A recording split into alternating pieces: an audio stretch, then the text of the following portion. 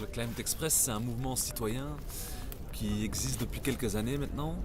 En fait, ça a commencé en 2013. Il y a 800 Belges enthousiastes qui ont pris le train pour Varsovie. Donc c'était un aller-retour sur un week-end en fait. Et on s'est dit, vu le grand succès que c'était vraiment un train de l'unité dans la diversité en fait. Très enrichissant avec énormément d'échanges de personnes qui en règle générale se côtoieraient pas trop. Et donc on s'est dit, puisque c'était un tellement grand succès qu'on a réussi à mobiliser 800 personnes à Varsovie, pour Paris, qui est une conférence beaucoup plus importante encore, on devrait arriver à atteindre 10 000 Belges. Et donc c'est comme ça qu'il y a un an, la campagne a commencé, de grandes mobilisations. Alors 10 000 personnes, c'est un objectif effectivement qui nous semblait quand même réaliste, ambitieux mais réaliste, parce qu'on avait réussi à mobiliser 800 personnes à Varsovie, qui est quand même déjà moins attirante comme ville que Paris, simplement, que c'était un sommet moins important, c'était un sommet préparatoire, alors qu'à Paris maintenant il y aura vraiment la conclusion d'un accord, on l'espère suffisamment ambitieux. Et donc c'est vraiment le moment pour le citoyen de montrer qu'il y a une opinion publique favorable à un accord ambitieux et que Paris c'est une ville voisine de Bruxelles à peine 350 km. Et donc on pense que pour l'instant on est à 5500 inscrits. On a fait une campagne Trouve ton climarade, ce qui fait que si chacun trouve un climarade, on arrive à 10 000.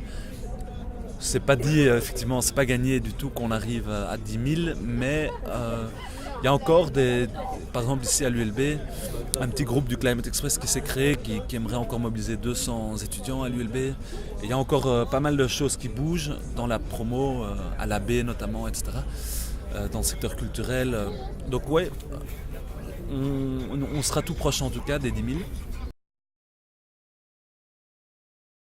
Je me suis engagé au Climate Express en fait parce que il y a quelques années, quand j'ai fait un voyage à vélo jusqu'en Chine, je suis passé par des zones qui étaient fortement affectées par le réchauffement climatique, notamment des zones qui connaissaient une désertification très forte, très, très rapide, avec donc des populations qui étaient obligées, forcées de se déplacer à cause de leur environnement qui était complètement perturbé et changé.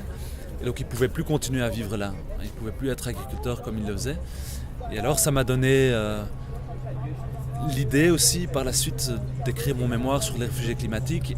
Et tout en travaillant sur cette thématique, je me suis rendu compte à quel point c'était déjà actuellement vraiment un phénomène, un problème très très grave. Et qu'il fallait entreprendre quelque chose, aussi bien à titre individuel que aussi en faisant du travail de lobby, donc vraiment en mettant la pression sur les politiques qui eux ont les clés pour changer les choses. Et donc c'est ça qui m'a donné envie de m'investir plus pour faire changer les choses.